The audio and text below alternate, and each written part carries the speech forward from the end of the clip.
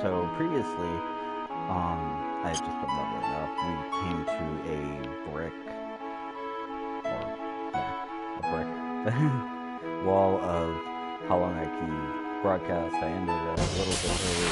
I more or less got up, ended the broadcast. And that,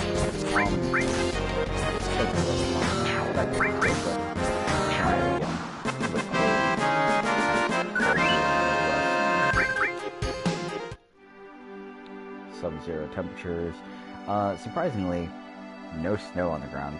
Maybe a little bit of, ice. We've been mostly getting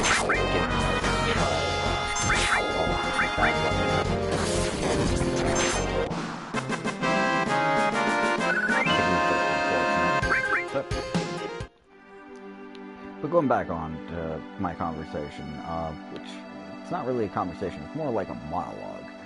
Very much a monologue because nobody else is actually talking to me. I keep myself a little preoccupied with doing this. If it was just all for the grind, never talking about anything, man, that would be so boring. So, just talking out loud, more or less, monologuing, there's just rap shit or something. Whatever. For now.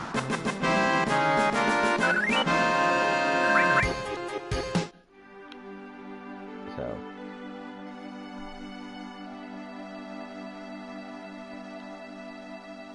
But, yeah, I was previously talking about, it's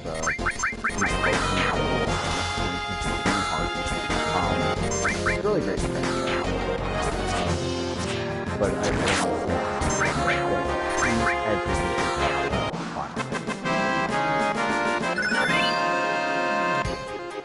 well-known thing about Final Fantasy IX, though, is a lot of people compared the story to that of Dragon Ball Z. I cracked up a little bit because, well, whoever wants to compare a video game with an anime, they can't be the same thing, but no way, right? Well, actually, a lot of people really do think that they are pretty much one and the same, very much. At least they give the feeling of it.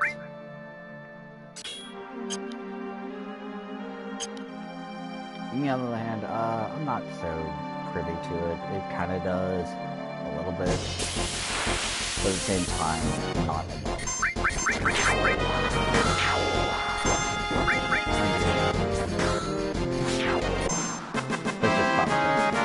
There's a lot of relationships between like media and other stories, and even related to back to their previous works. Like Dagger's cloak being related to the White Mage's attire of the past, or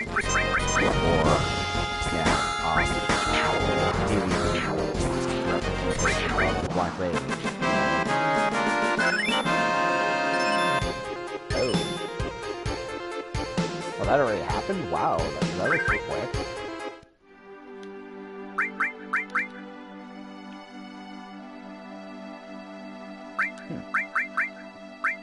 That happened a lot faster than I thought it would.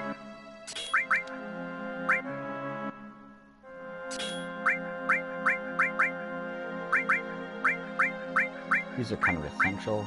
I'm going to be using these a lot. Oh, an empty slot. Guess I better put all in it.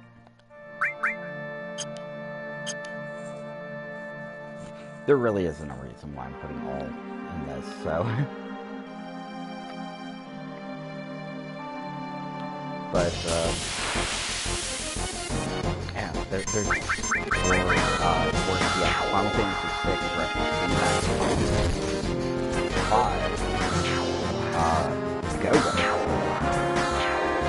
So, which, anyone who's ever fought Go-Go in Final Fantasy V knows exactly what I mean by how you can beat him. It is the only battle in, I think, any Final Fantasy game that I can think of where you can beat the battle without ever taking any damage. You're dealing and that, the reason behind that is Go-Go copies mimics what you're doing. What the hell is going on? Oh, Shiva's done. We have another all? Ew. Bruh. Really, that's all I'm doing. I'm just maximizing alls. Not very creative. But yeah, Go-Go. Interesting character. Very interesting setup. The reason why a lot of people end up claiming the Final Fantasy VII is the best of the Final Fantasy is because of how much customization you can do in this game. And that's part of it, sure. The other part is the very raunchy type of themes that are very much present in the game. Like that of challenging, you know, military, challenging monopolies, you know, good reasons for terrorism, you know, climate change, you might even put it for environmental reasons, unnecessary type of climate change, more or less, planetary, degeneration, as I would put it. It harms the planet, okay? More or less same concept as climate change, just in a slightly different way. Mind you, this was made in 1997, we had no idea if climate change was the thing or even imported, you know, look like in the United States. Not even when the PC was released, not much after. I think it was like 1998 or 1999 it was released on the PC. So, even then they didn't even know. Not really. It kind of became more of a thing in 2004.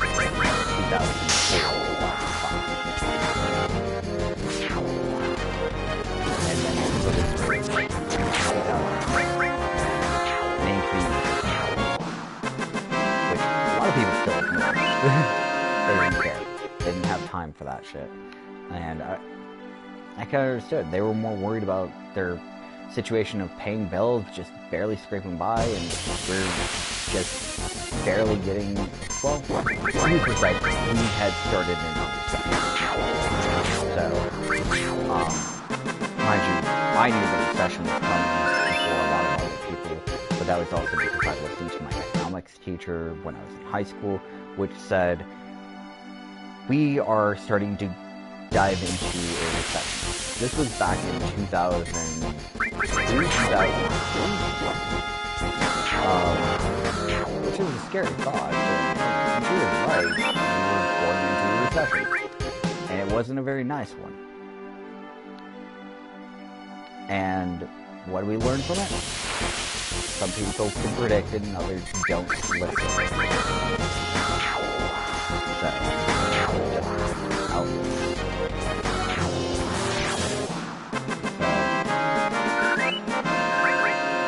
going back on that though, it's also got controversial themes of, you know, legalized prostitution, you know,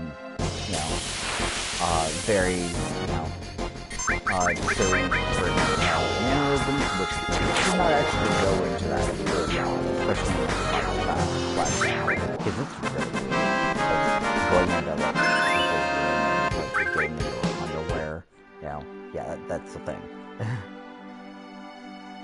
You know, and of course Tifa's like, did you really do that? It was like, oh my god. Maybe?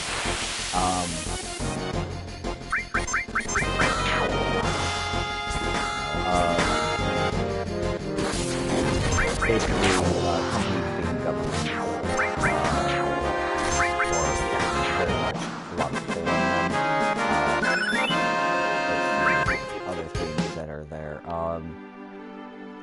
theft for the greater good is a big one.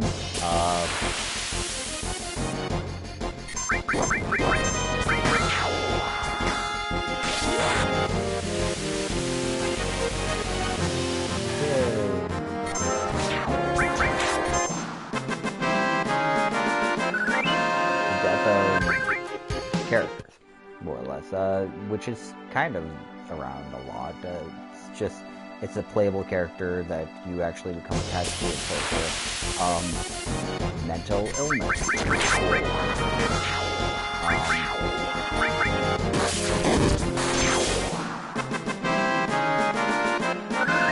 Physical disabilities, a little bit, not much. What it's like to live underneath all this, so, living with a life. If you look at this VII, you can already tell it's a pretty nifty existence. If you look at the various locations throughout Final Fantasy VII, you notice that the places that are most benefiting from the world, okay, whether it looks like it's now, you look at places that have been ruined and places that are doing good, okay?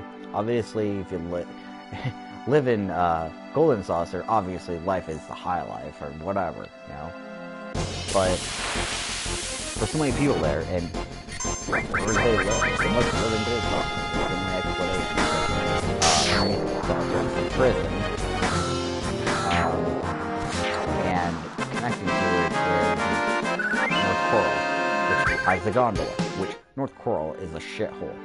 Basically, up front you say, it was ruined by a ship. Then, when you really look at it, there are other things going on, too.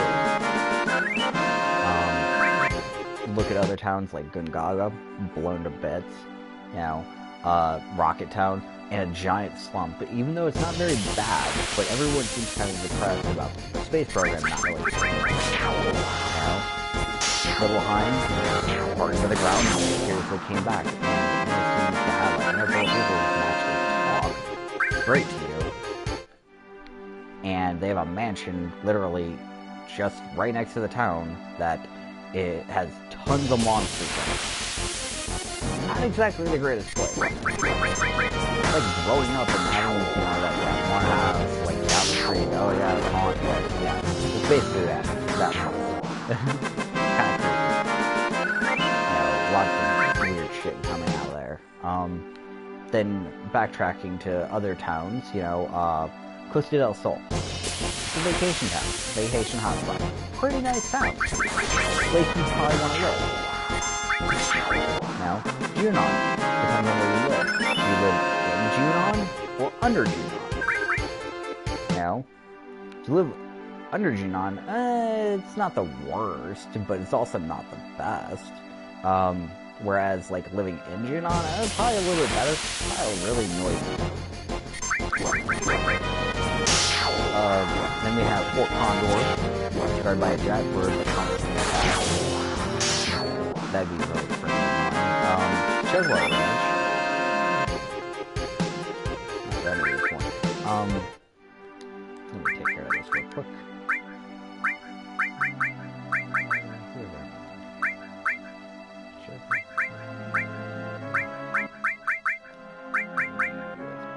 Okay. Maybe we have another hall.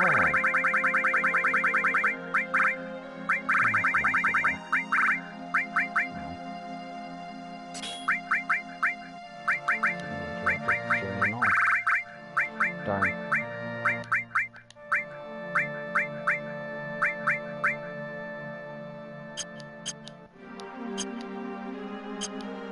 Alright. Anyway.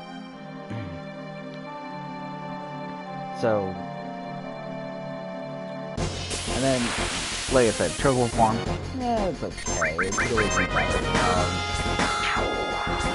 Calm, pretty nice town. Seems to be getting by.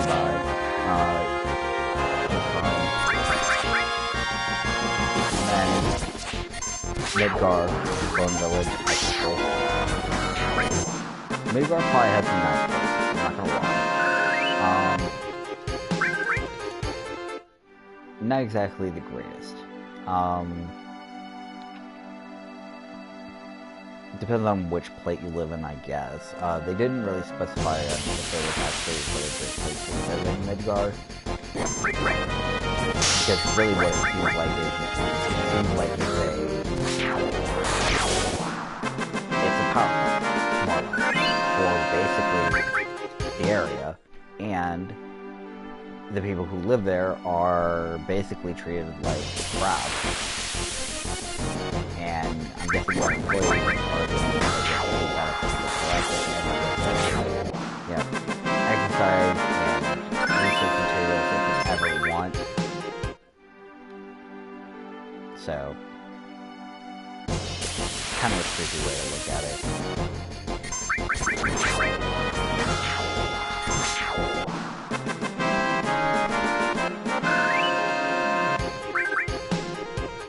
But Bone Village pretty much blown to hell. I think you saw a jet there earlier. Or this arrow.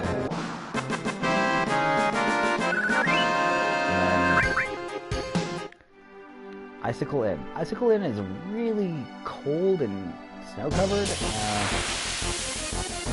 Pretty calm for the most part. I actually kind of wonder if anybody was actually happy because I don't know what they eat there. Or for exports or anything. Or even for food. Not really specified. And then there's Medial. Medial is kind of off the map a little bit. It's okay. So, towns you don't want to live in? North Coral, probably, sorry, some places in Midgar, some places in Junon, Ngara, probably not Cosmic more or less. Probably not Nibelheim, Great Hell, probably not Rocky Town. Or Bone Village. Or Medial, for that matter. So, you have to think about it, where are the good places to live?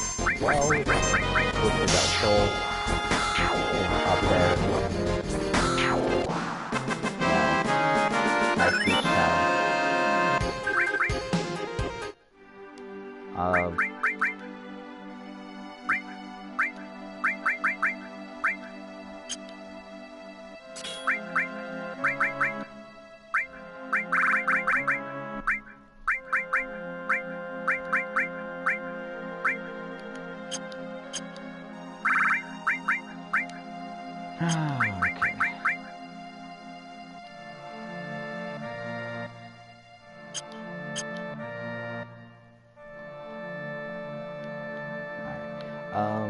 So yeah, I said Costa del Sol is probably nice. Icicle Inn, Icicle Village is probably okay. Calm is probably good. And I'm going to say Wutai.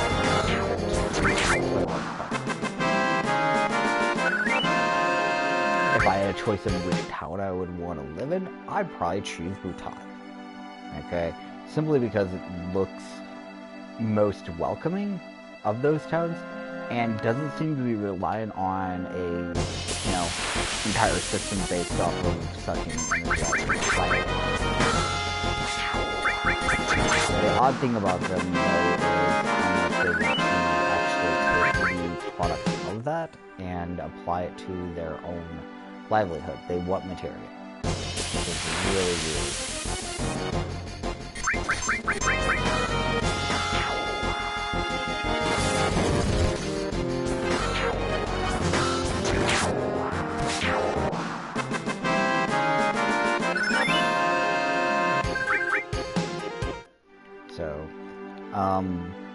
kind of an odd thing. If I had to take a second choice, I would probably take Costa del Sol, mainly because it is kind of far away from anything else. The power plant that seems to be anywhere near it is just north of North Coral in the mountains, kind of far away, which seems appropriate. But I also know that it's probably also juicing up North Coral, what's left of it, gold processing, which probably takes a lot of time. And then there's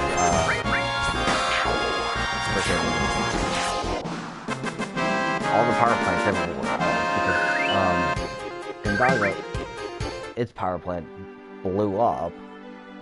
Whoop-de-doo, that kind of sucks. But I don't think it was powering anything else other than maybe the house itself, and maybe Cosmo Canyon. But Cosmo Canyon is mostly running on fire, so I'm wondering if that's a result of the Gonzaga incident, where the power plant blew up. Maybe it was part of that sector, but because it wasn't specifically like surrounded, like it did not surround the power plant, it wasn't destroyed or anything like that.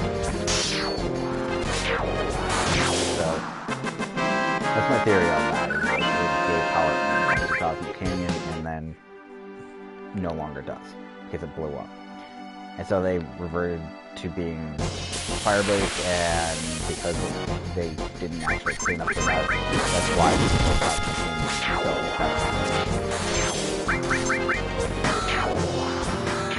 it's kind of like if you had an oil spill like in your backyard and nobody decided to go like clean it up. One responsible just didn't want to do it. So but in that case, you know, we saw the one in the Mount Nebel that provided more likely electricity to Rocket Town and Nibelheim. Seemed to be in functional order. And mind you, these are all placed in unique places. Icicle Village is probably powered by, you know, fire. They probably found alternative ways to power those places.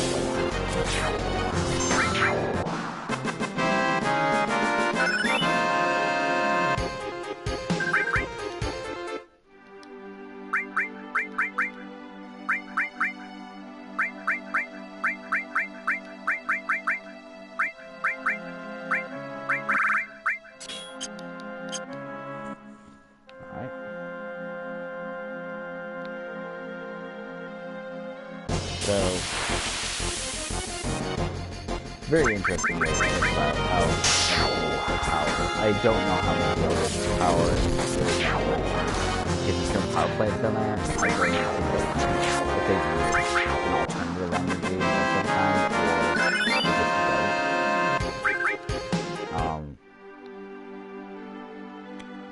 or just Wutai, we don't know how it gets its power. We think it's from like the what do you call it, the flames. Special flames that are able to Wutai, where you like dragon scales to like put it out.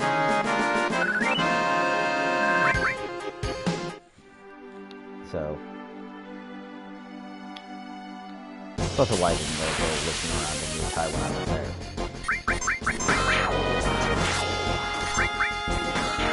I don't have the skills. You don't get the skills until quite a bit later. But, you know, it's this really screwed up world when you really think about it. You know, it's not at all like any of the other Final Fantasies. The other Final Fantasies, they usually have pretty hospitable, like civilizations or settlements. In which, when you play Final Fantasy VII, you find out that roughly about half the world is in crap condition. You know? And it's mainly because of this goddamn power plant. But at the same point, the power plant also is trying to provide the only service of, you know, renewable or whatever energy. They think it might be renewable, but they're sucking out the life force of the planet.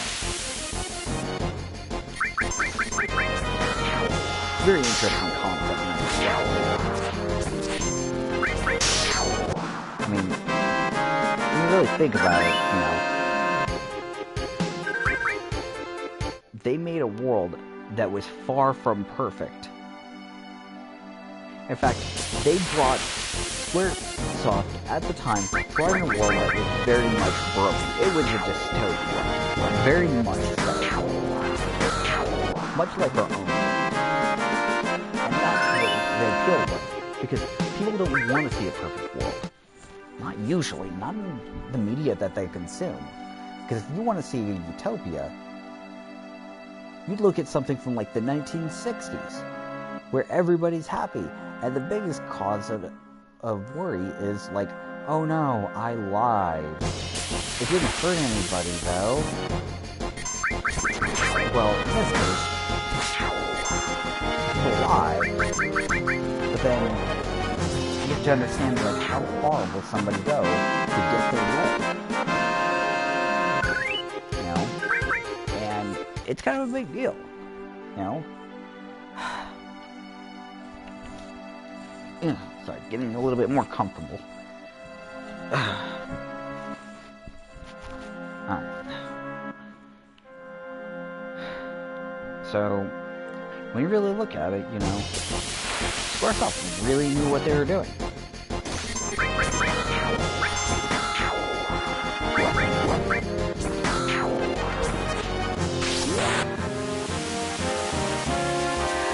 Earth is on fire.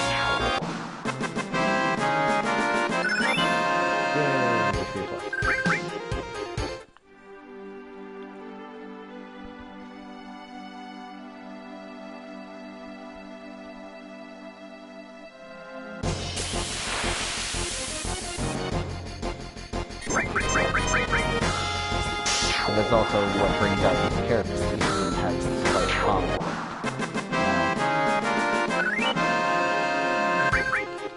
The character with the most conflict is obviously going to be, in my opinion, would be Aerith. That is loud.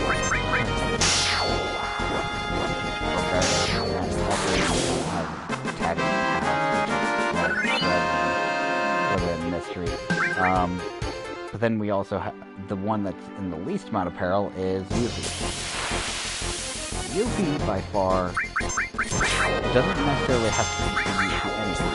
Her goal is to get the material after that. That's her conflict, the material.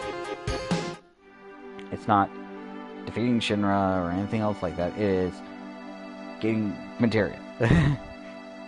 She has a slight issue against, you know,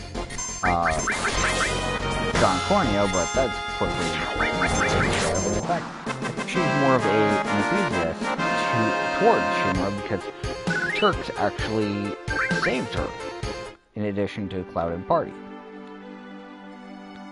So, that says a lot. You know? And if there was actually ever a traitor amongst them,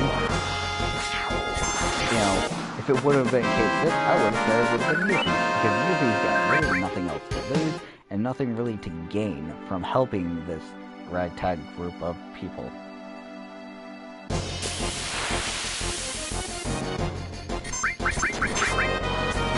But that's what makes her kind of unique. You know, she enters the party under, you know, somewhat odd situations and contributes very little.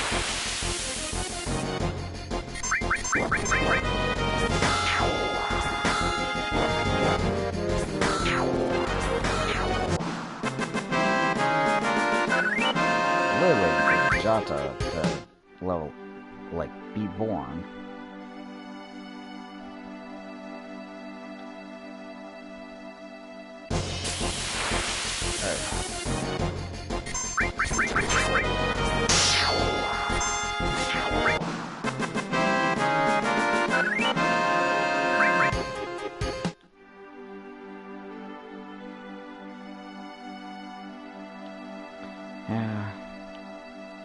There are other things about this game that I have to cry out a little bit more towards being far from perfect. I mean, aside from, you know, we already know about the tools and them being messed up and the characters being a little bit off their rockers. But there's more to a game than just, you know, people and the towns that they live in. Taking a look at the world, there are several areas of the world that could have been occupied by you, which they definitely spread out the towns in fact. You're not always like upon, which is nice. But they placed the Chocobo farm kind of far out there and kept Calm kind of close to midnight. It was like Calm was a recruiting point, and that's really what they do. And each continent, every time you make a contact to that continent, usually the location, the initial location or town, is right then and there. But not always. Wutai is the oddball out. It's just kind of out there. And then Nibio. Nibio you can't actually reach without, like, an airship. Which kind of sucks. Especially for those who actually want to get to said location. Like, I wouldn't mind going there right now, you know, but unfortunately, they made sure when they were designing this game not to allow you to go there too early. So they made sure that you could always get to the airship. And that's the interesting thing about this game, is it separates the game up very well. And the reason why they ended up separating it is because there was so much stuff in this one. If you actually had to look at the game's, like, you know, information, you would notice that the vast majority of the information for the game is on Disc 1, and the least amount of information is actually on Disc 3. Because what happens on Disc 3 is you go to the final battle, more or less. You have the final dungeon and final cut. A few little story elements in there, but mostly it's just the video that actually is contained on it. But there's so much more video on Disc 1 than any other disc that it becomes relevant. Just like at this point in the game, there are minor tweaks that happen in Disc 2, but nothing too dramatic. There are some videos, but not a full lot.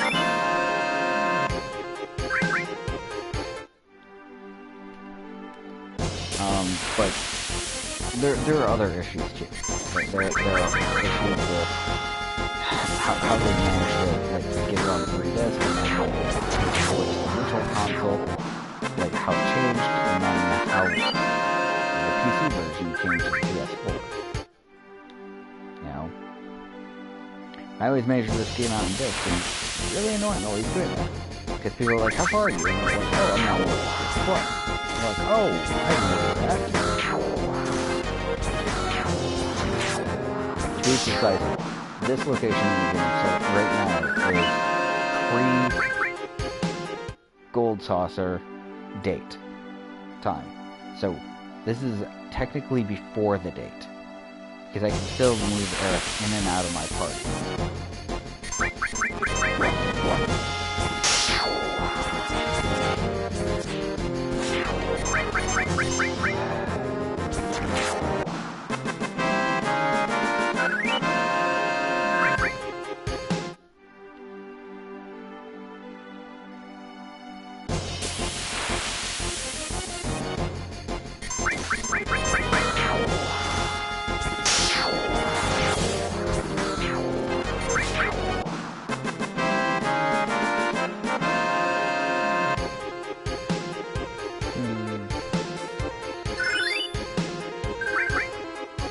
Kind of looking at the characters and the levels. I kind of want Yuffie to be the first to level 99, because I think that would be really funny.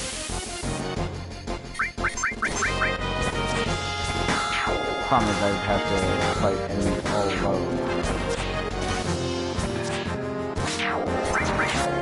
Well, you think it's probably favorite.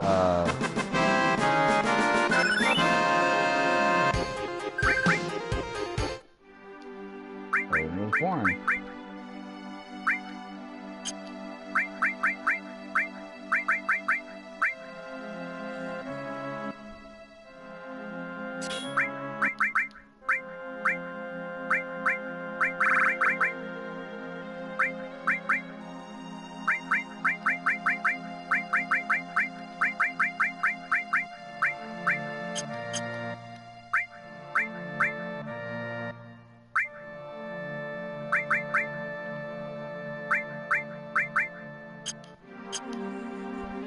Yep, okay.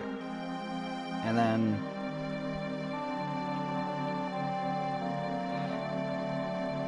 yeah, that'd be really nice, but unfortunately to do that, I would have to, have to win battle by myself, which would require me to, B, kill off the other party members.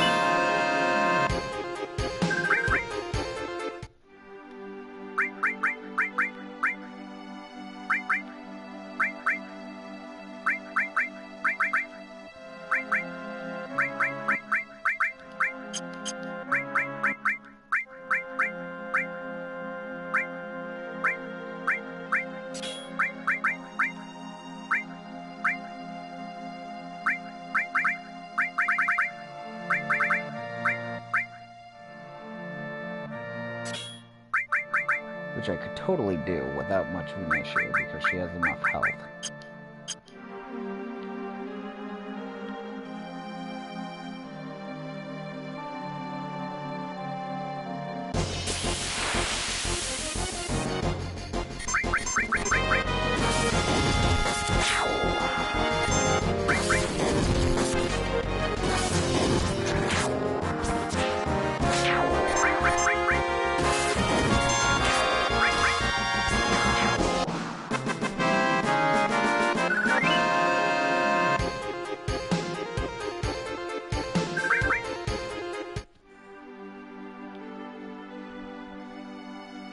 I may consider doing it after I've done more stuff done, but not yet.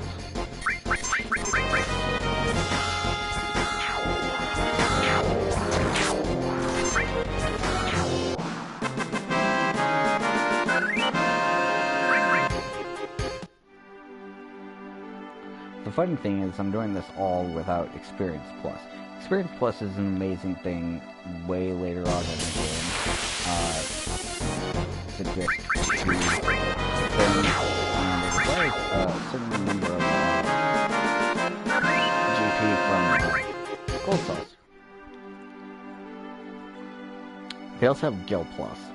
So anybody trying to get their money up, don't think that you automatically have to do mastering all things that fight forever. Put Guild Plus on it'll give you more life.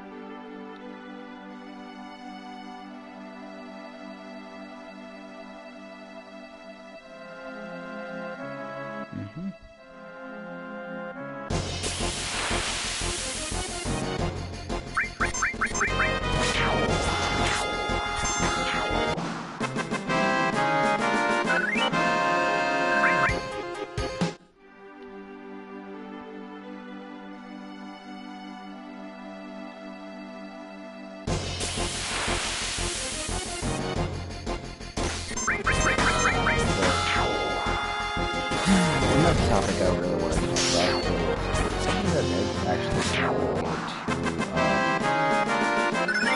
Square Enix to a degree. So This is coming out kind of late, though. Maybe I'll just wait until the beginning of my next video to actually talk about this. What the hell, I'll probably forget about it. So, my favorite game actually is Chrono Trigger. So, technically being through, going to beginning to finish of that game, I have played through, 4 times. At least. Starting over from like a very brand new game without any special life. New Game Plus exceeds that, obviously, at least like double. And the amount of times I've gotten all of the endings for those games has been 4 times. So, it's a game that, if you really put it in perspective how many endings I've gotten,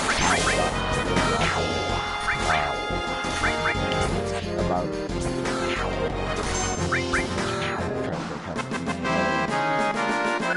I did it for the Super Nintendo, I did it for the PlayStation 1, I did it for the Nintendo DS, and I did it for a ROM.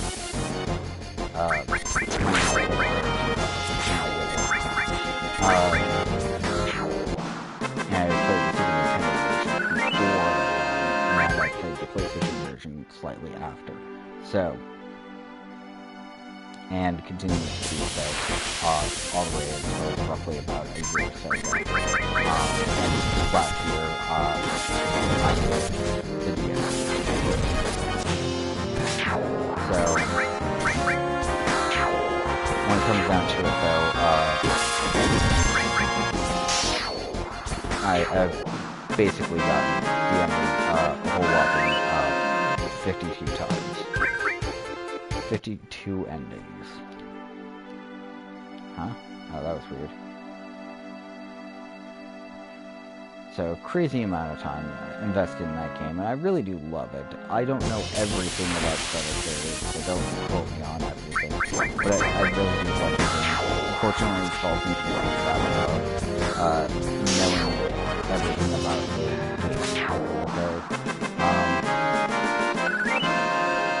There's so much to it.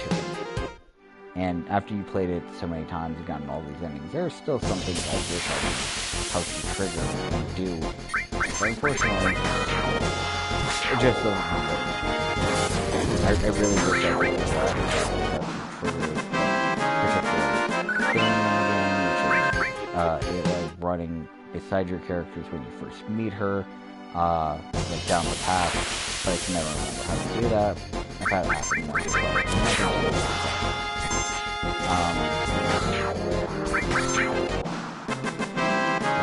Always getting the right treasures when the prehistoric,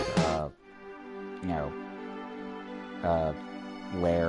It's like a secret base, not the Tyranno lair, but the other one. I can't remember the name of it. Oh my god, I feel so dumb.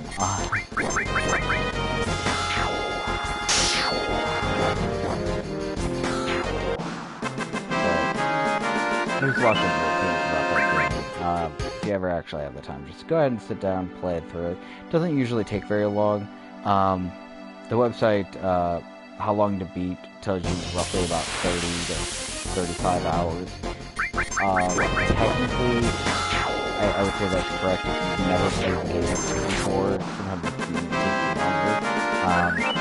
But because of how long Chrono Trigger truly is, if you really know your way, how to navigate it and everything, I'm going to say it'll probably take you about closer to maybe 10 hours. Now, if you're using plus, that time is drastically cut. Probably closer to 8 hours. I did it in about 8.5 hours, which is about typical for me. And if anybody who's ever met me in person and knows me also knows that when I get up to go to the bathroom or get something to eat, which may take 20-30 minutes, I just leave my system on. I leave my game on because I'm coming right back to it and I don't want to turn it off and then have to mess around with it. And it's become a real big issue sometimes, like, because people are like, why don't you just turn it off? And it's like, I'm not really going for the absolute perfect time. If I'm gonna do that, I might as well just be, pain in the ass to everybody around. So, yeah. I think do something. Actually need to put all on.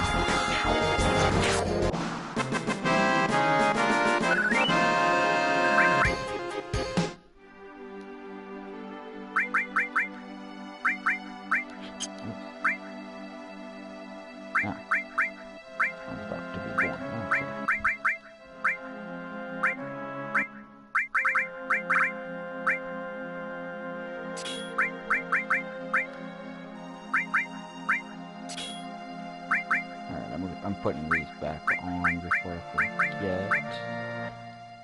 Actually, no, I'm just gonna start it off. Never mind.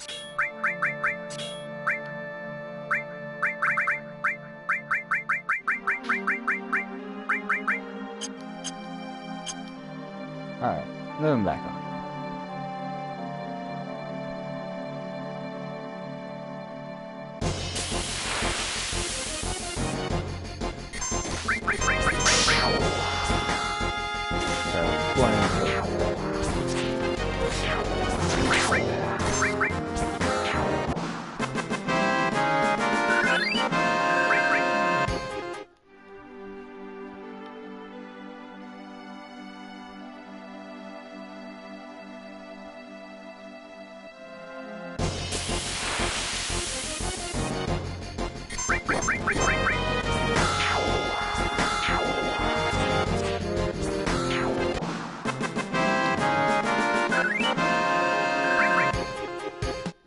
Speaking of which, I'm actually going to pull up my menu real quick. I have to actually take care of something real quick. I'll be right back.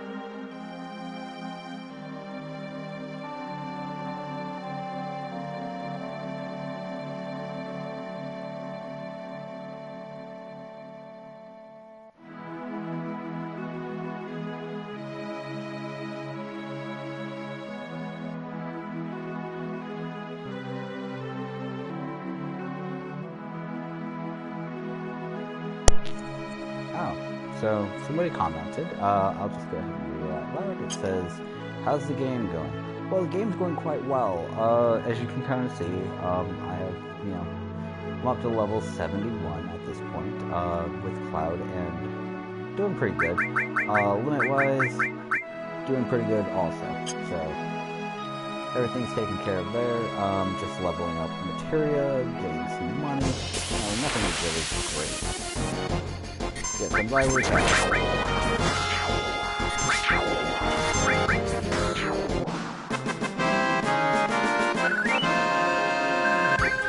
Fairly early on in the game, still, reminds me, I need to actually check to see how many, troops down there have.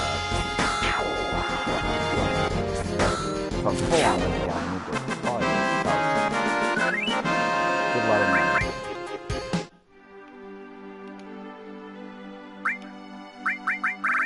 Just full on Phoenix Downs again. Best trip ever.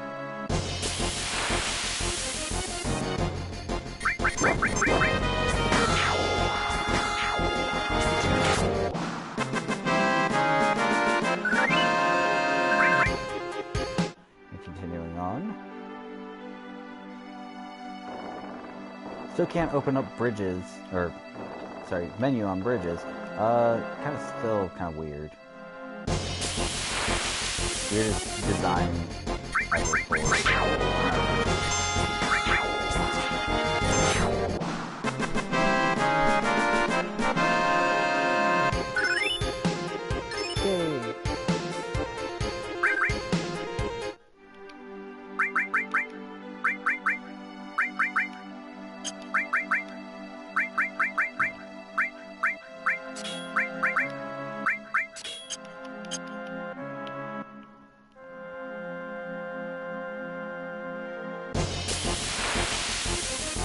Woo.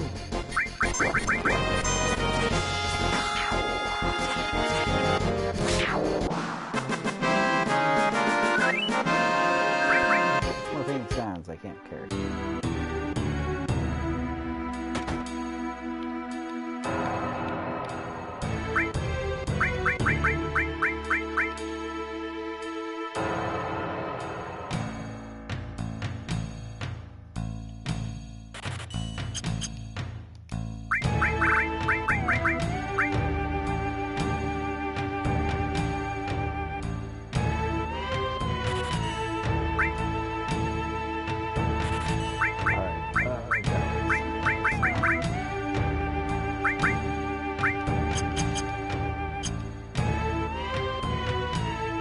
Nope, actually, Yuffie already ran off, and I've already gotten her back in my party. Because technically, she runs off way before you even can enter Wutai.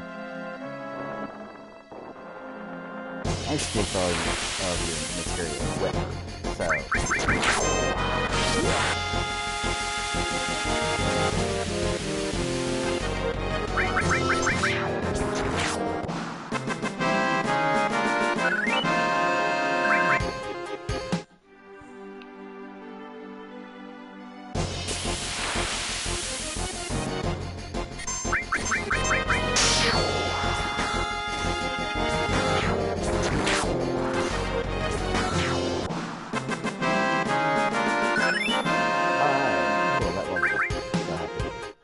Just want that to be born like another like 15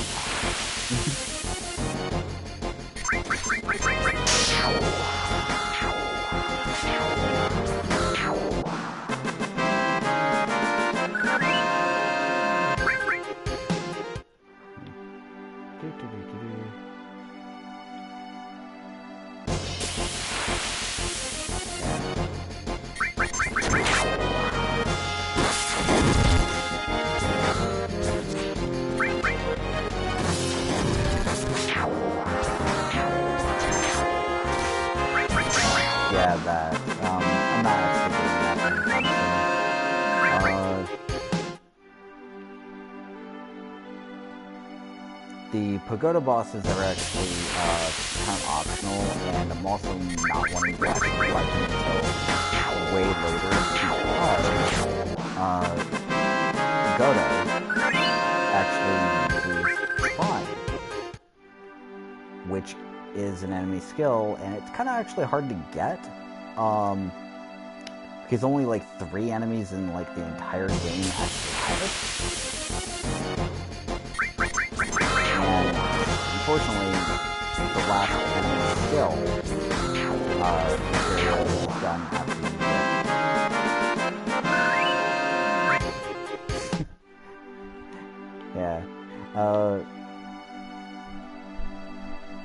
Yeah, Game Shark is a little bit weird. But that was also PlayStation 1 era where Game Shark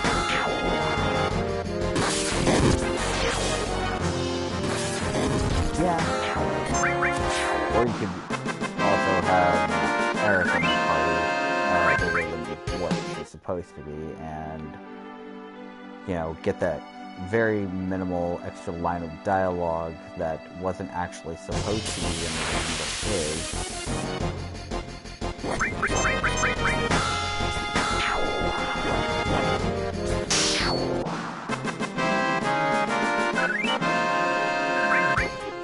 Extra line of dialogue is when you are going to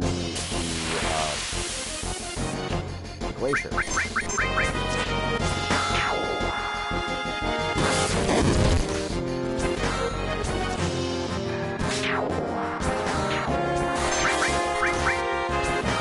I'm not really trying to like show off or anything. I'm just trying to blow through as many enemies as possible.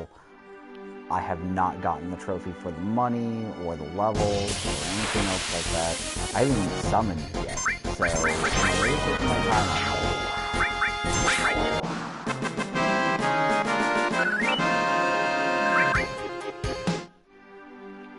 Because having, I want the trophy to be kind of, signifying of exactly what I'm doing, and I'm probably going to wait until I get Knights of the Round to try to summon anything. I know it's a really far, long path, and requires me all the BS of, Chocobo catching and raising and racing, but I have enough experience with that. I know exactly how to do it.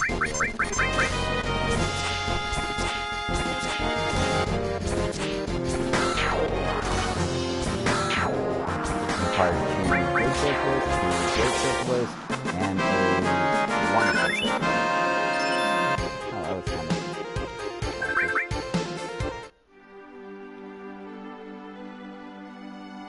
And then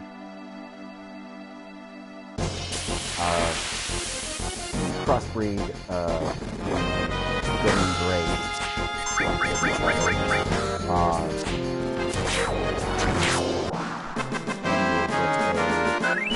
Blue chocobo and I think it's a green chocobo.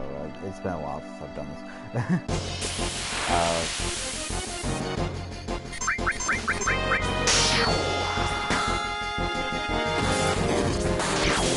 And then you can bring the two together with a black chocobo. And then when you breed that with the wonderful chocobo, you get the gold. So, but you also have to use the carob nut with to get the gold.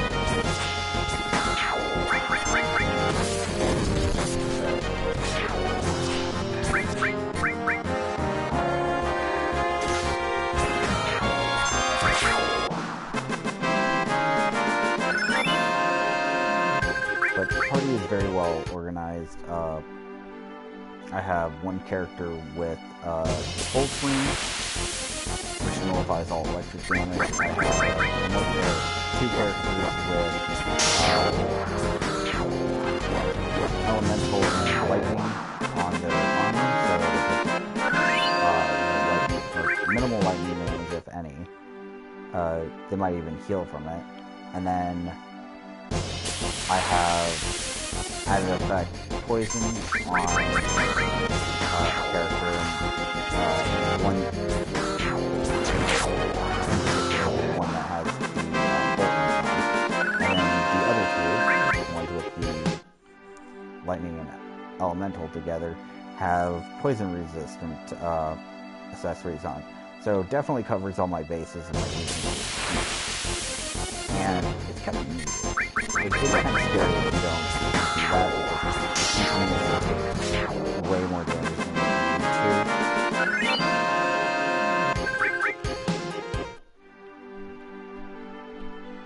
So, definitely a plus. I just really want there to be some more.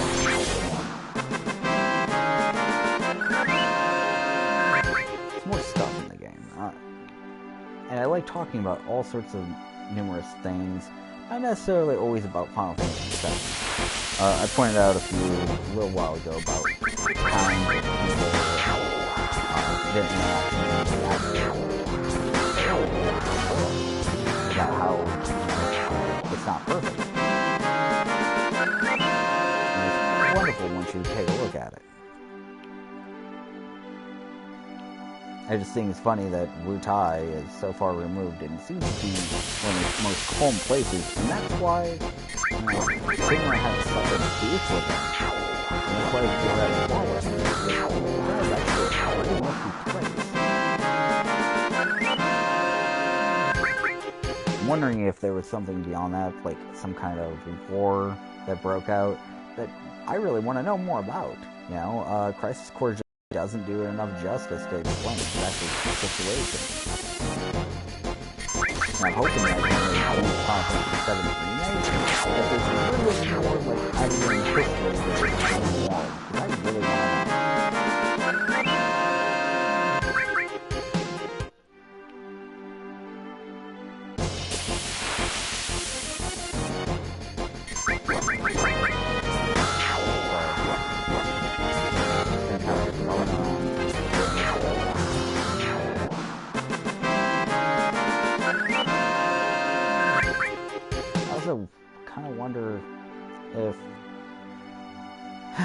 enough love about this game, you know. I need more love for other games. I'm also going to make mention of previous other, like, Square Enix titles that generally get forgotten about the vast majority of players. Because Square Enix isn't just solely, Final Fantasy, and Squaresoft isn't just Final Fantasy, because they did have other games.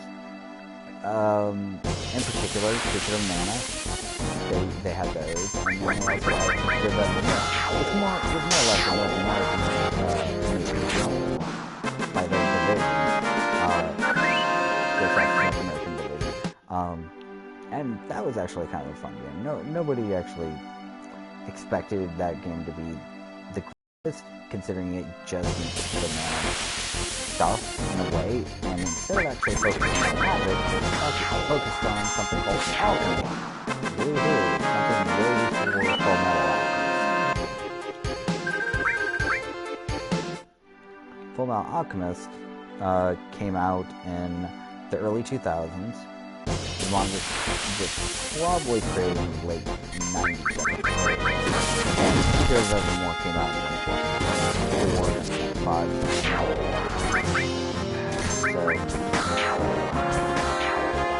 very appropriate.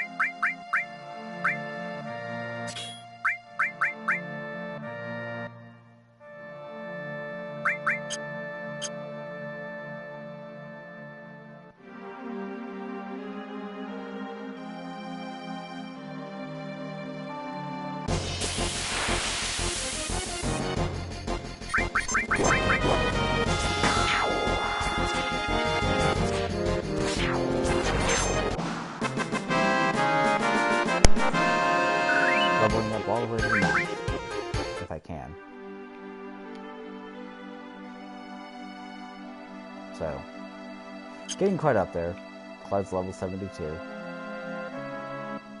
Kind of a scary thought.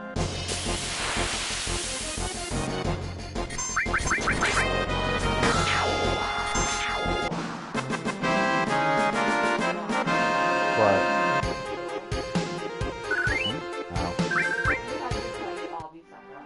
Yep. He's talking about Game Shark. Like a cheating device. Are you familiar with it? Used to be a thing during the PlayStation 1. They kind of died off after the few years. But then there was also other cheating devices prior to the Game Shark. They were called Game Genies. Which, mind you, the Game Genie is still... It made a comeback during the PlayStation 3 era. And I don't know if it's still around.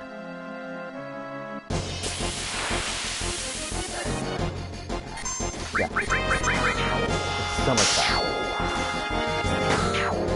I mean, I can turn it back to speed. Yeah. That's her weapon, is a staff. Air's weapon is a staff. Cloud's is a sword.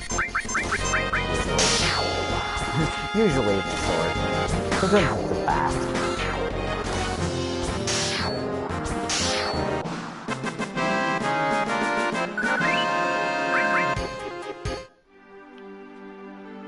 I have not gotten the bat yet, though.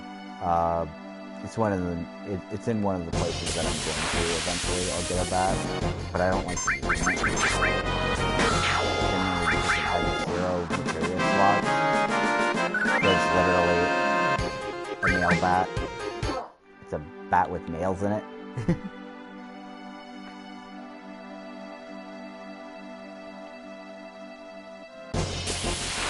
I'm just kind of running around with my head cut off.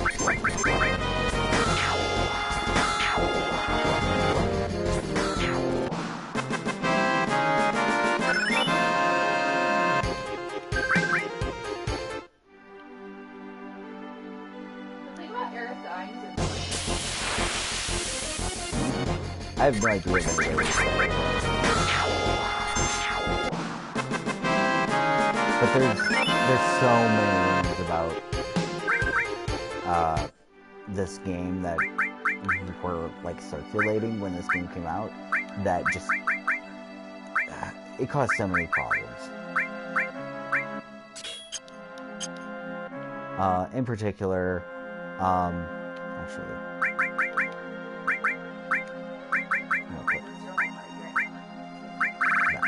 I have other characters I can choose from. I'm just using these three.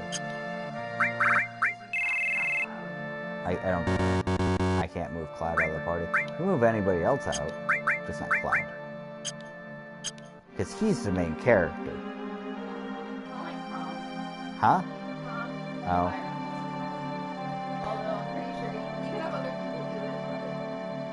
I mean...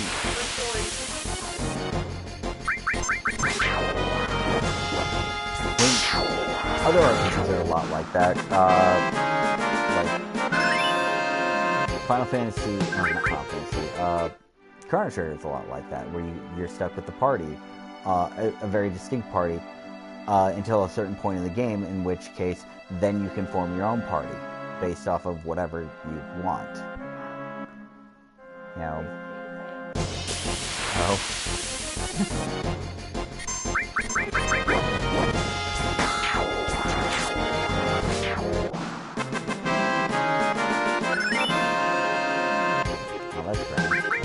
That at all.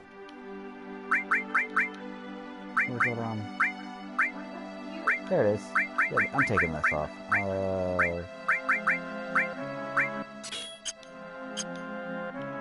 Yeah, I just put Titan on. So.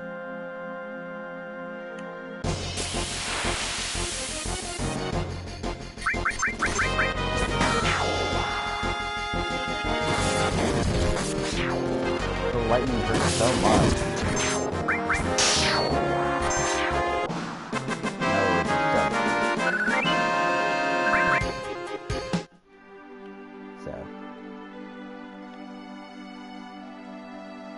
But yeah, so many other games that come to mind when I play this that I reminisce about.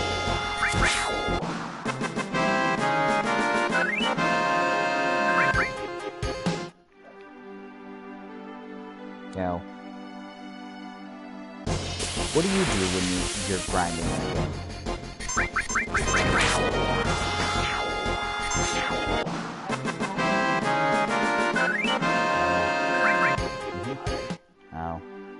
Like, because I'm doing the live stream, you know, I generally just talk to myself.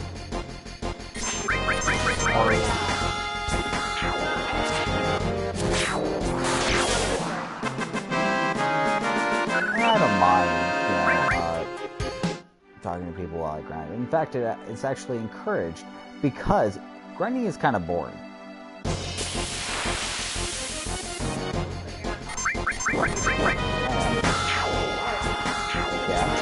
Yes. Yes, I did. Ah, that's funny. I did not know that. I don't think anybody's watching it. So, yes, they can watch it. They don't know.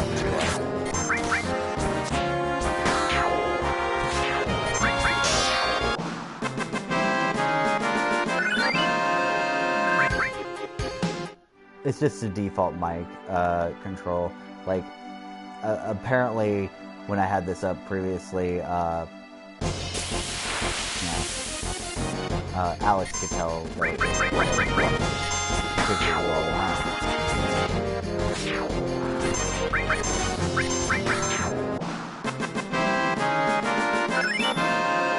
was born. I'm just replacing all with summons right now because, well, why not? So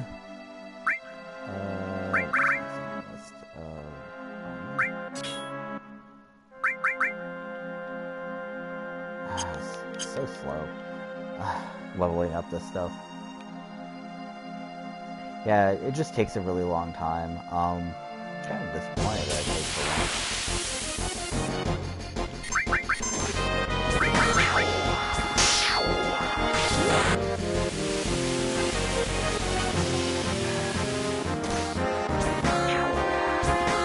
I really love Great Gospel because it's so useful for the grinding process. I don't even need to heal. It replaces my normal attack. What it does is it completely recovers my party and makes me invincible. So it restores all my HP and food. Unfortunately, it does not restore my status, but there's nothing wrong with my status anyway, other than being furious. So this game is, so I would say Aerith is final and furious. The final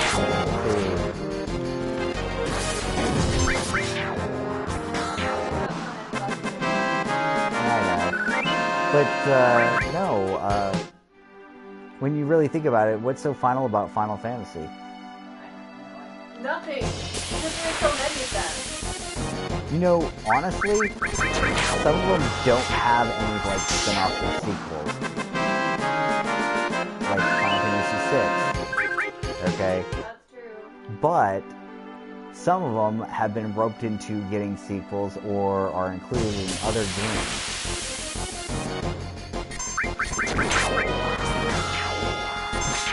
Like Final Fantasy VIII got roped into other games. So, how else were you gonna get Leon?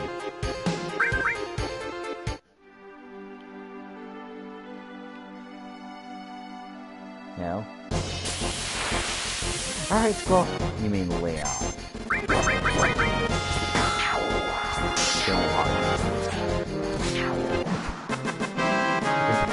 Seemed out of there for a second. Is everything okay? I'm thinking because I'm like, is there a chance that anyone who's watching this I don't know.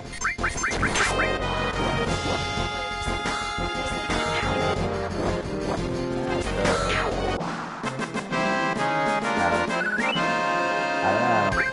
I mentioned something later anyway. Oh, I just freaking, it's a game, gosh darn it, Peter. It's a game reference. Phoenix Downs, it's a game reference. It's a Final Fantasy reference. Yeah? I did not know that. Really? I don't play that, so no, I didn't know that. Is there like a revival item in Fire Emblem at all?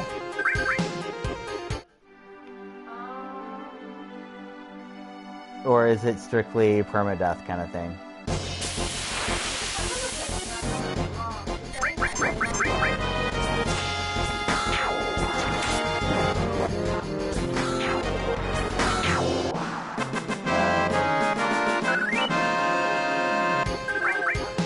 That's only in Fire Emblem Awakening and Oh, okay. other games did.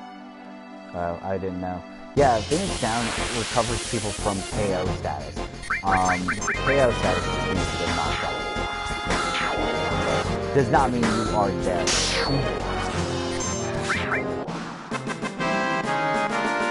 Because the big argument is, how does an actual party member dies in a Final Fantasy?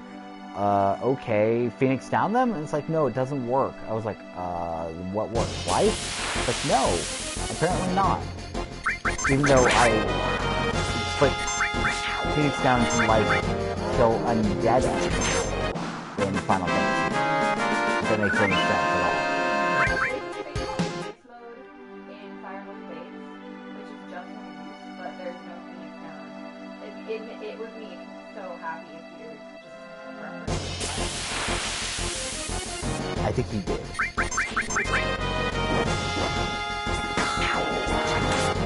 Yeah. I mean, it's always wonderful to have something extra, you know? But the problem is, I'm getting so many of these damn items, like, I get an abundance of them, and then I have to go to, like, the nearest town and sell them.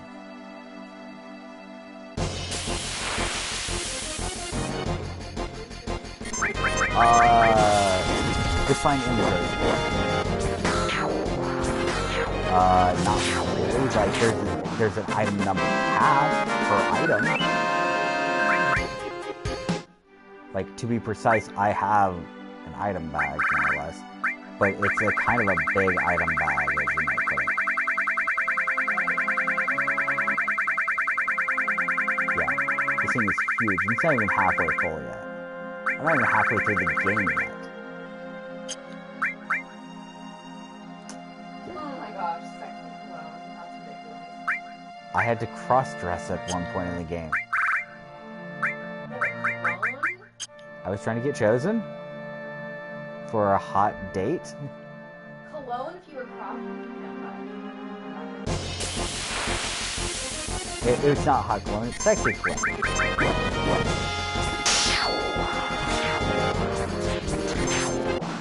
This game has a lot of references in it that, like, what makes it, more or less. Like, I had mentioned previously in this video about the condition of the towns of Final Fantasy VII. Most like fantasy-based games, like RPGs, towns are usually in pretty good shape. This game, about half the towns in the game are in really bad shape. Like, one place had a reactor blow up right next to it, so the town's pretty much in shambles.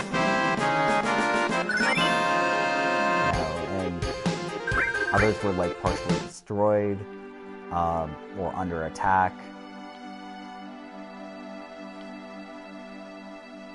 So, there's a lot that goes into it, and some people hold grudges and stuff like that. The characters feel more alive, and as far as, like, saying, I really would like more of a history of this game. Like, what happened previous to Final Fantasy VII starting? Why was Wutai at war with Shinra?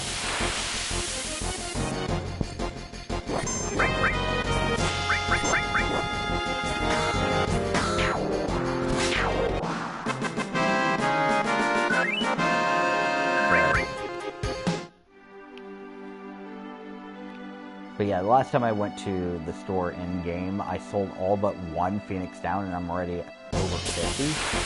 So, yeah, I'm going to definitely be able to get it.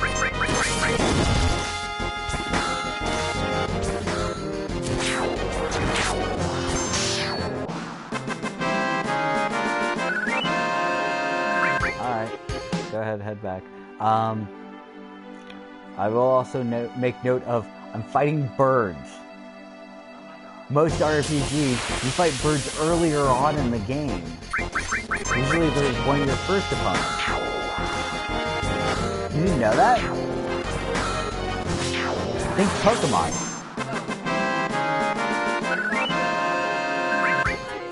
They're like, as big bosses, they're like these giant birds that will attack you if you attack them, but otherwise they don't think you will attack. In Fantasy Life, what's the very first type of enemy you can fight?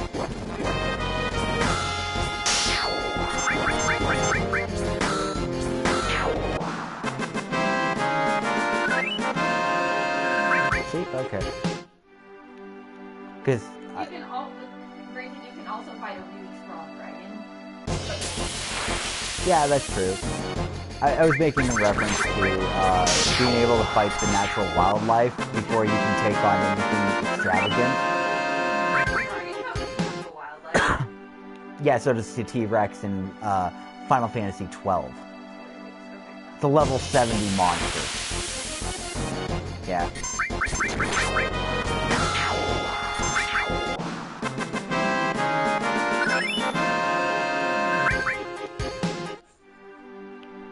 So, as you might have noticed, talking with a friend about this stuff.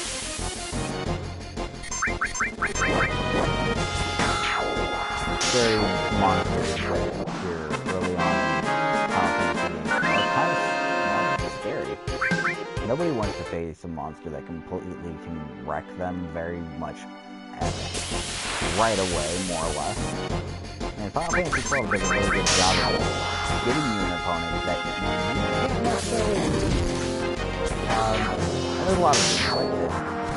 In particular, like Final Fantasy there are the enemy that they put you against, and technically you're not really supposed to beat it at all. It just kind of kills your party. It's one of those more interesting characters. More battle, should I say.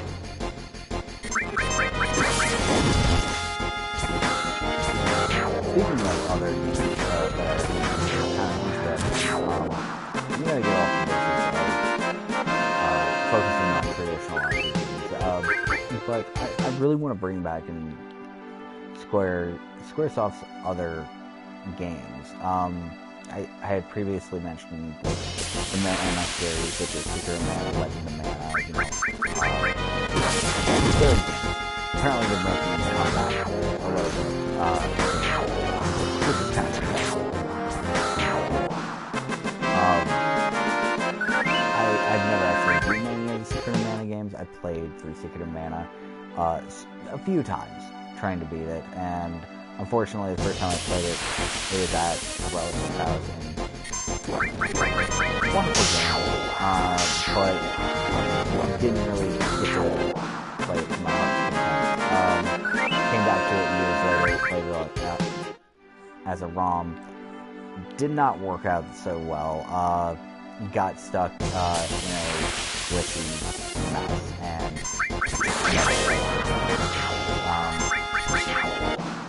mainly because the game was actually hard to get your hands onto, and I don't know if they actually offered it on any virtual console.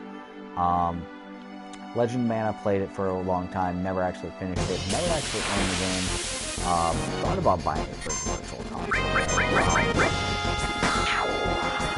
but just even when it was on sale. It's not a very expensive game, it's just that I have to have, time and money to play it, and generally I try to play something that I think is going to be really fun, and when I think of fun, I don't think of Legend of Mana.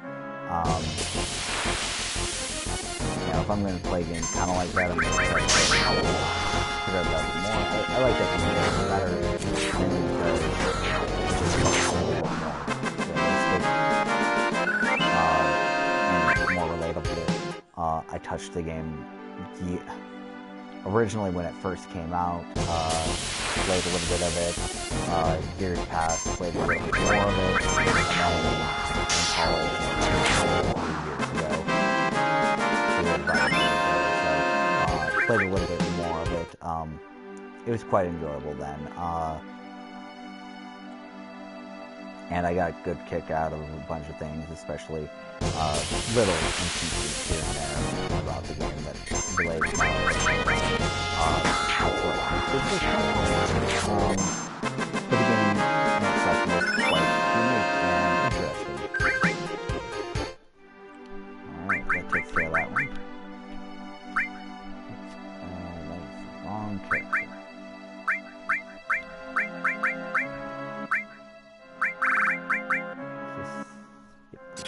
Alright, awesome.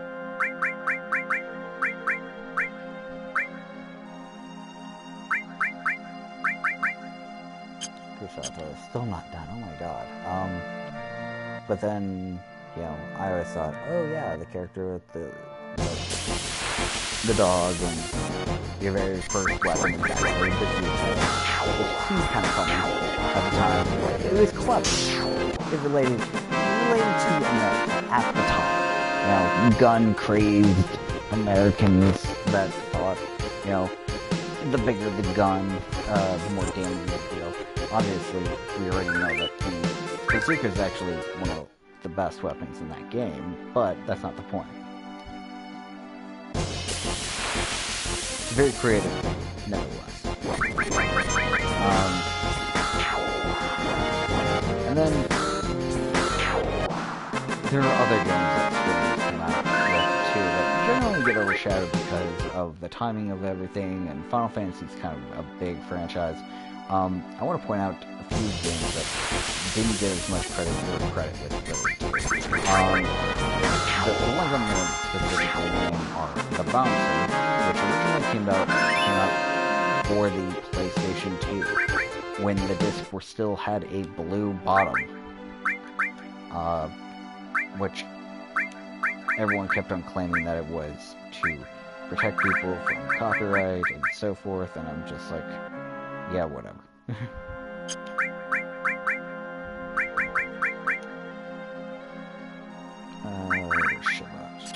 Okay, awesome.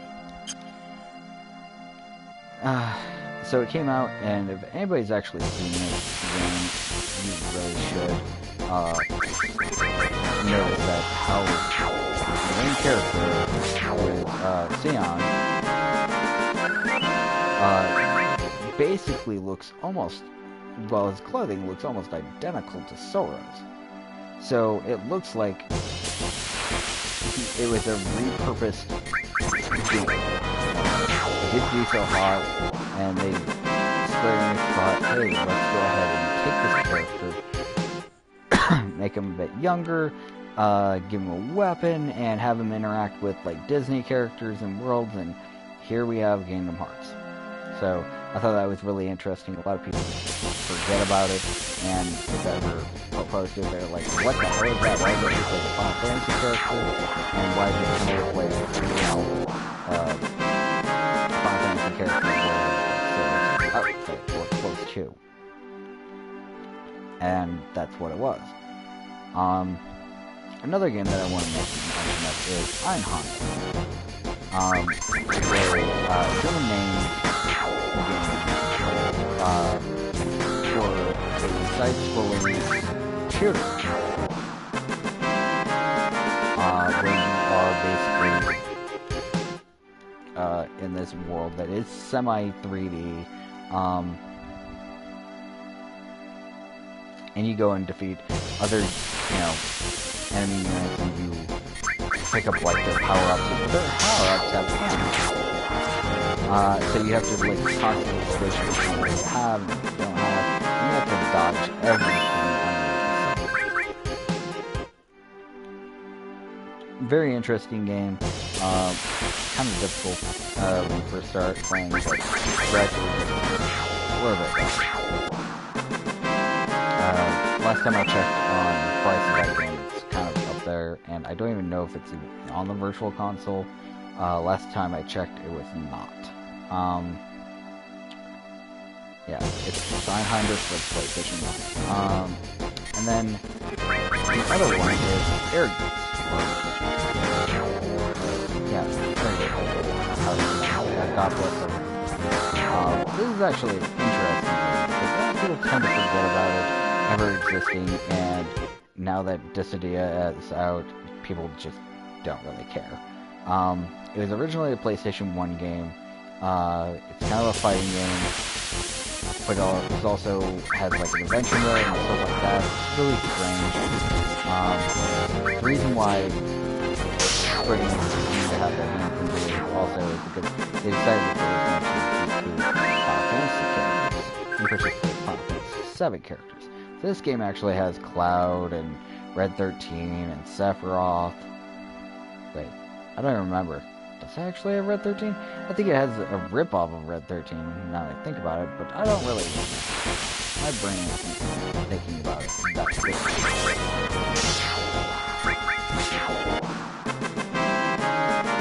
So, it existed for a while, it was kind of popular, and I have no idea whatever happened to it. All I remember is it's not on the Virtual Console. Last time I checked the price on it, it was like maybe 15-20 bucks, but again, this was like a decade ago that I last looked. A lot's changed in the last 10 years. Virtual Console is definitely picked up, and things that aren't on the Virtual Console generally don't really a whole lot going forward. There are other games that actually worship on the Virtual Console, but I also would rather see something considering I'm more of a physical release person, but virtual games aren't necessarily bad. Trying to think of anything else that Square Enix really knows is having this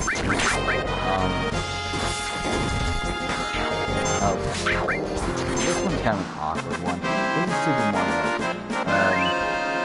they had their hands into it back in the Super Nintendo era, as a collaboration project with Nintendo. The game was released, it was kind of unique, and everything. But the thing is, I'm not exactly sure whatever happened to it. Like, Square Enix never, as far as I know, never released it for the Virtual Console or had a re-release. And Nintendo also did not either. I'm guessing there's some type of, like, conflicting argument because Squaresoft had the rights and Square Enix bought up the rights or whatever. So, it gets really screwed up really quickly, and maybe it's a little bit bad. Maybe they but it seems like Squaresoft kind of burned a few bridges, and Square Enix has been trying to patch them up, and I think Nintendo's just holding it over their head, because it's the one thing that Square Enix probably wants a lot, and they know that fans will take it. But at the same time, Nintendo doesn't want to be burned by the situation. So they're just holding it just in case, as a trump card to try to get Final Fantasy, or not Final Fantasy, get Super Mario RPG back on their side.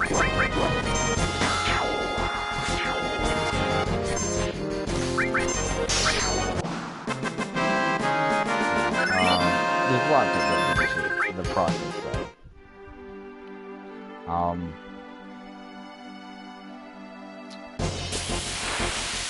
And the reason why I say that is because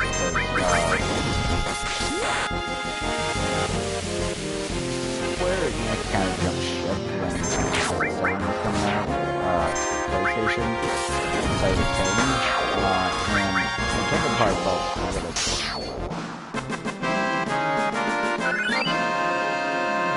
Honestly, I could totally see why. Alright, I'm gonna check the sounds real quick. Almost 86, okay. Just making sure I wasn't full on that.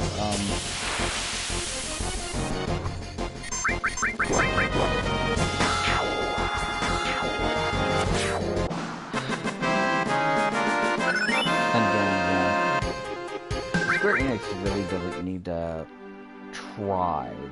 Their company, for whatever reason, has become immensely successful. Internationally, many people say they're using one form or another. And honestly, I've been trolled way too much by this damn company. Honestly, it's gotten completely out of hand that they're notorious for making announcements but never making actual mistakes. To be precise, I've been waiting for Final Fantasy 15, which was originally Final Fantasy 13, since 2006. It has been about 10 years since they announced that game. And the only explanation that has been given was, well, they're working on it, and perfection takes time. Well, that's great and everything, but 10 years is a really long time to be waiting for a game. At the same point, there's a lot more that goes into it that makes me upset. Because originally it was Versus 13, and it was supposed to be for the PlayStation 3 exclusively. Because PlayStation, or, sorry, not PlayStation, Final Fantasy 13 was on the Xbox 360 and PlayStation 3. It was supposed to be Sony's dedication to Sony fans. And I really liked that idea. But then they took forever. PlayStation 4 basically was coming out, and they changed the name to Final Fantasy 15 and said that they were going to release it for the Xbox One. And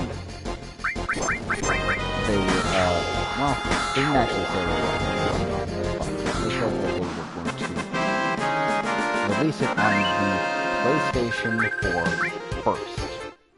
which does not mean that they can't release it for the Xbox One.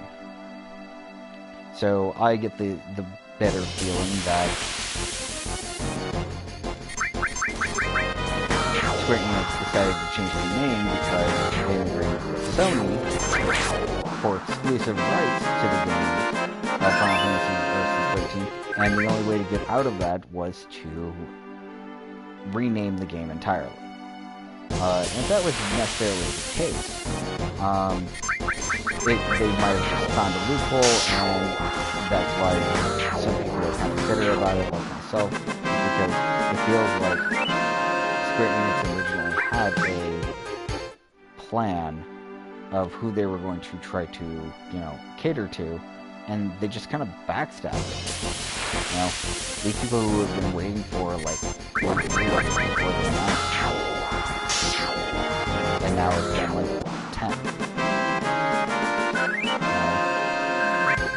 I've been waiting for the game for 10 years, and I really expect greatness, but at the same point, they released the demo, which I was not very happy about.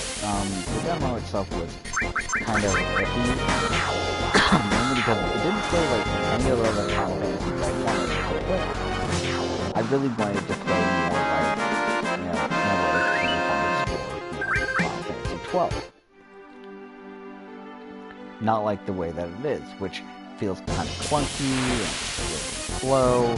Mechanics seem weird, especially like summoning, and I always feel kind of outnumbered and always looking for the enemy. And I don't really like those situations where it's like I do not know where my enemy is. It's kind of a creepy feeling. I understand that it's also part of the environment of the game. They want you to feel these emotions. If they can get an emotion out of you, obviously, they will put the job right.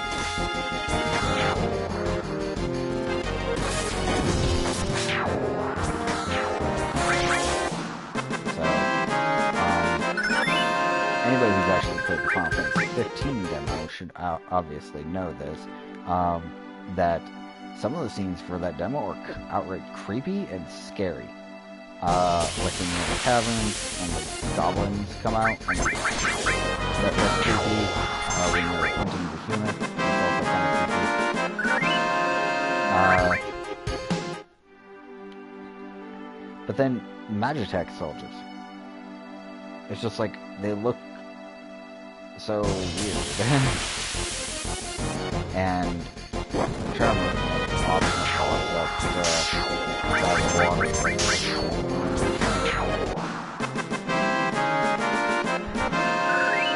Plus, they really don't like the leveling up system. I really think you should level up the same way that you always do. And that you shouldn't be restricted based off of anything. Like that.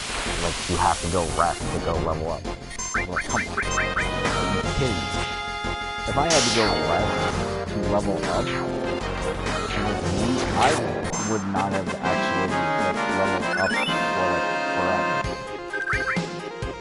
I would have felt forced that I was leveling up by having to go to sleep. And I just couldn't get it. Places I've used the inn in Star, and I've used the inn it wasn't even an inn, it was just a house in Junon, and Fort Condor, and I'm trying to think what else. I used it once in Coral and once in Gold Saucer.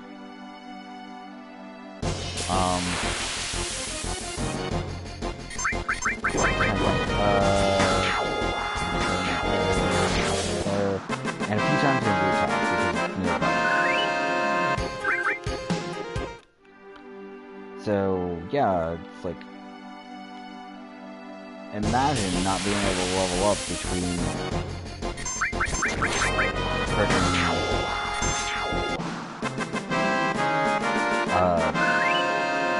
Gold Saucer and, clear the hell up to Wu Tai. That's insane. Who would want to do that? That's like a scary nightmare right there. Just freaking leveling up is like a massive progression of skills, and obviously, apparently, you have to get those skills.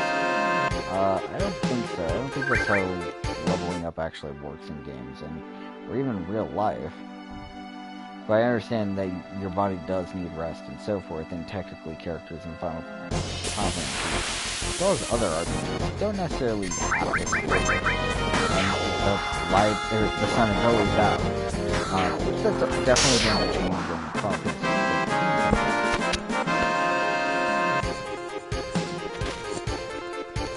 Which I'm kind of stoked about, because I like day-night cycles. I also want them to be more consistent. Like, I don't want every, 24 hours to be, or 24 minutes to be a day.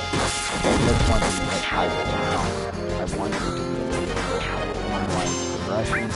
I don't want it to be like progression with them. I want it to be slower. I want the progression of time to be slower, but not stand still.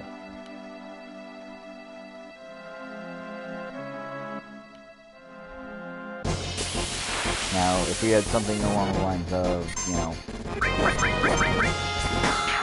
little bit more along the lines of, for every,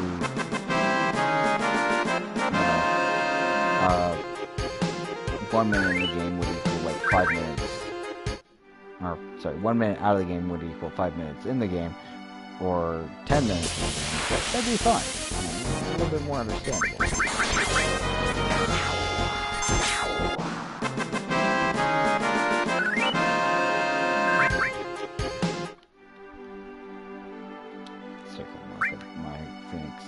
I'm up to max. Awesome. Alright, so I'm walking to Wutai. Kind of a long trek.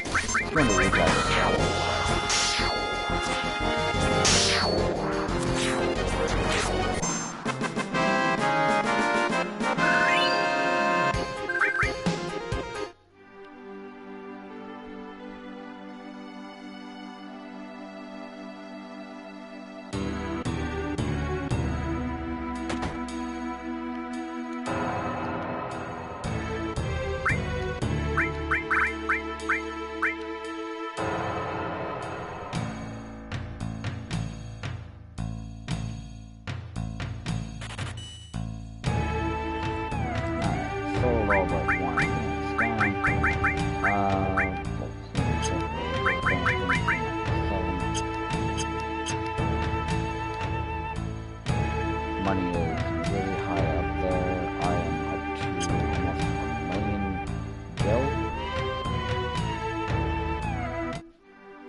I have no recollection of how much gil I need for the trophy. Though I really don't care what I'm like getting it. I'll tell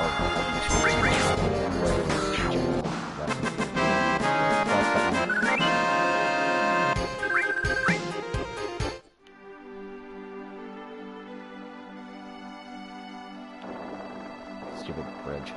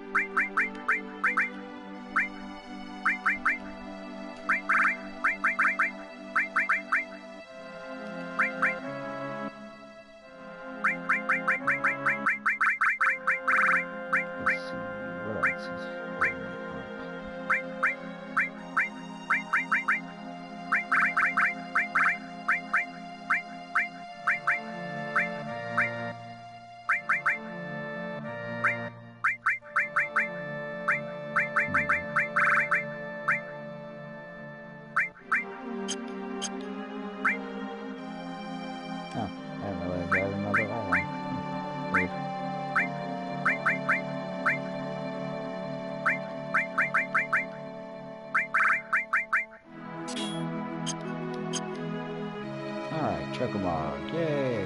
Alright.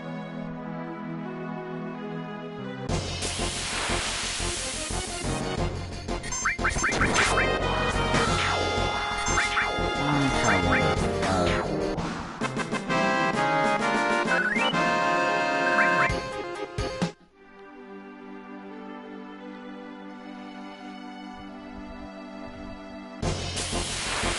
But, yeah, the reason why I kind of dislike it also, it kind of reminds me of Western RPGs, in particular,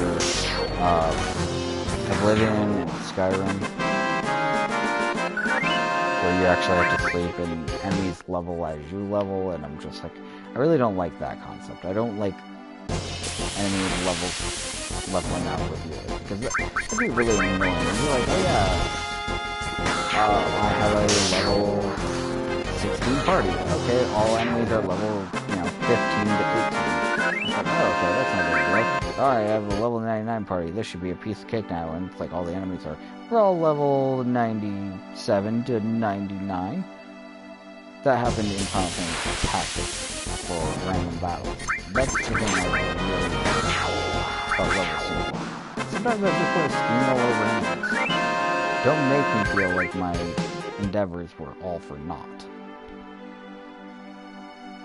Because that's the worst feeling ever. Making me feel like I just did not do it.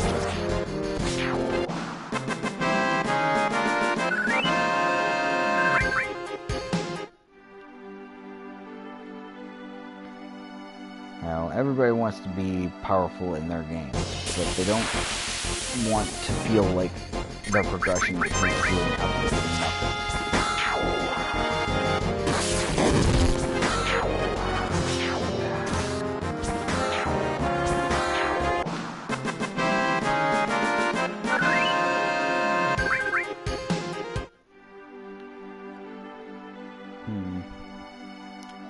And progressing a little bit closer and closer to my objective.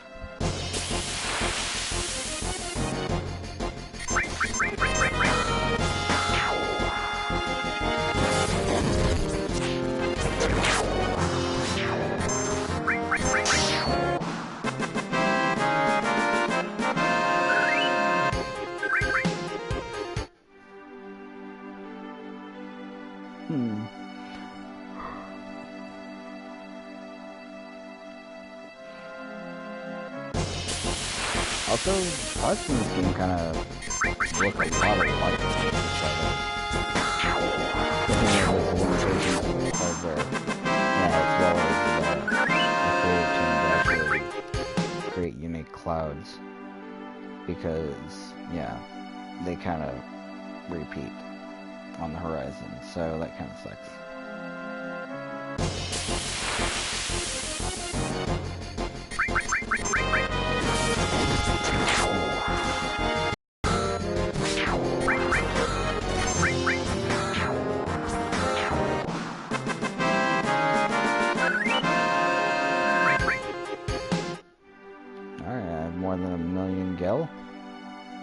I think the trophy for this game is 10 million gil, which I could probably break that if I really tried fairly easily, but I'm not going to.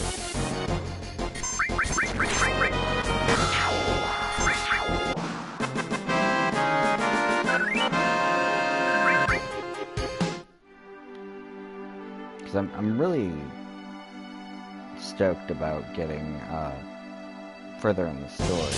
But at the same time, I don't want to progress any further because I kind of want all my characters to be level.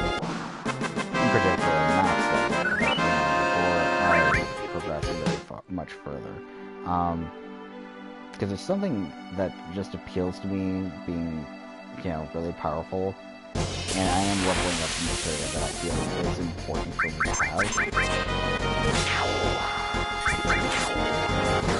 Later on, the grind just is non-existent.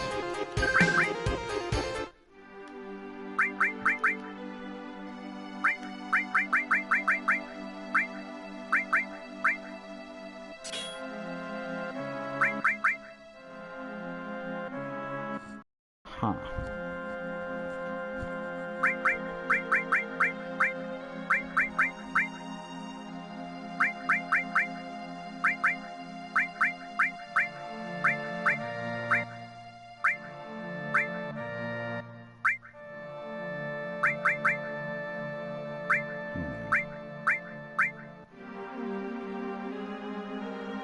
That's not very far away.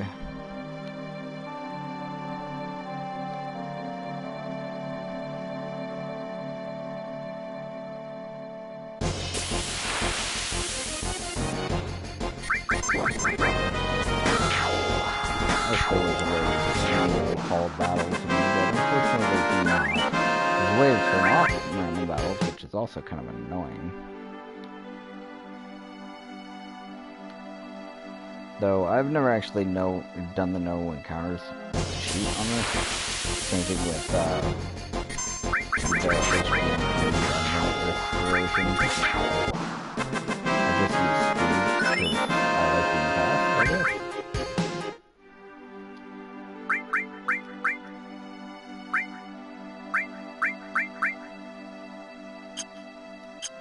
Yeah. Which honestly does not surprise me. I should probably do maybe a few more battles and call it a good video.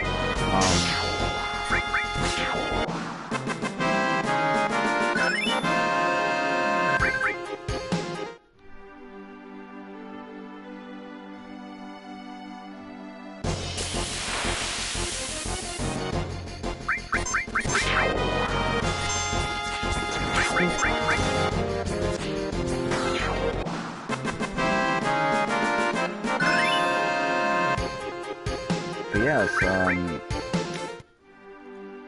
as you can kind of see, you can definitely see the comments on the right side of the screen of the video, because I am doing a live feed.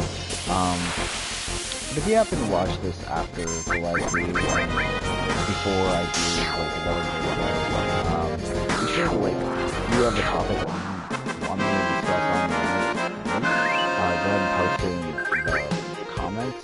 You don't necessarily have to.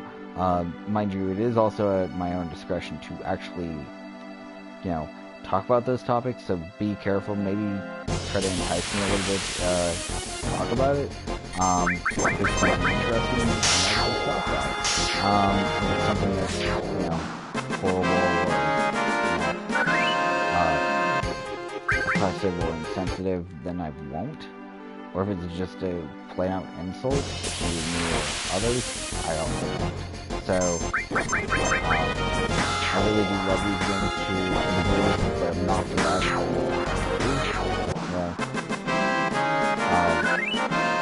I just have a long history with Final Fantasy VII, and that's why I'm playing it again, because I truly do love this game.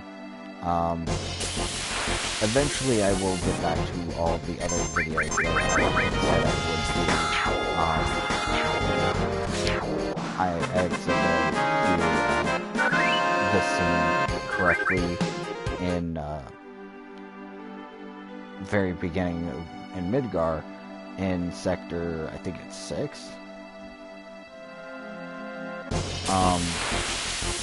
Or maybe it's sector 8, I can never remember.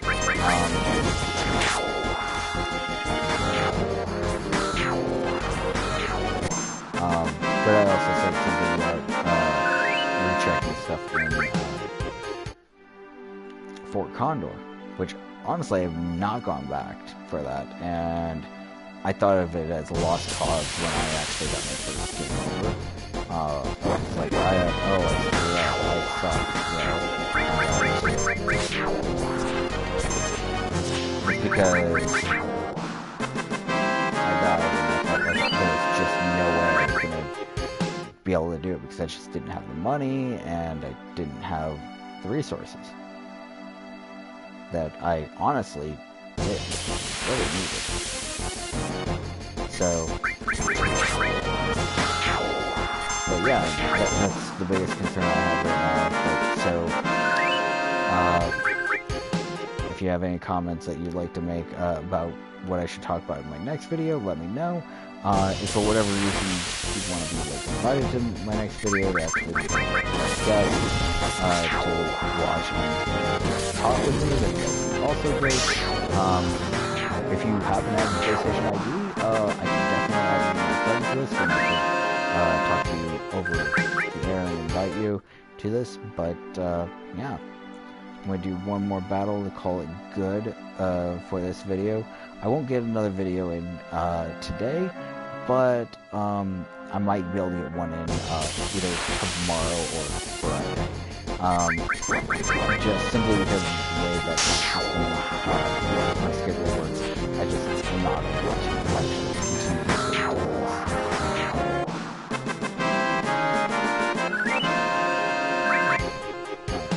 So I'm going to go ahead and call this a video. I'm going to go ahead and save my game with my full limit break on Aerith. What a great way to start out my next video. I gained like 10 levels during this session, so until next time, hopefully you enjoyed watching Mune basically plays Final Fantasy VII.